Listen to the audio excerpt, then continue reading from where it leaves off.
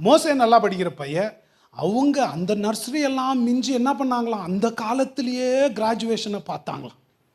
Abraham, அது எபிரேயர் அதானே நமக்கு சொல்லுது, எபிரேயர் 16 சொல்லுது, அவர்கள் இந்த உலகத்தின் பூமியின் மேலே கண்ணா இருக்குல்ல, அதையெல்லாம் அந்த காலத்திலேயே தாண்டி பரலோக சுதந்திரத்தை நாடினார்கள் அப்படின்னு போட்டிருக்கு.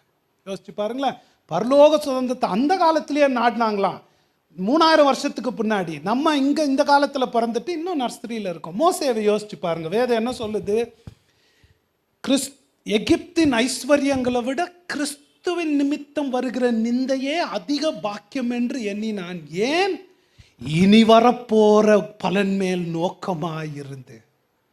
எகிப்தின் எவ்வளோ தங்கம் வெள்ளியெல்லாம் இருந்திருக்கும், அதெல்லாம் ஒன்றும் இல்லைன்னு குப்பைன்னு விட்டுட்டு வந்தானா. ஏன்? இந்த ஐஸ்வர்யம் கடவுள் அவனுக்கு அப்போவே கண்ணை திறந்து எவ்வளோ பெருசுன்னு காமிச்சதுனால இதெல்லாம்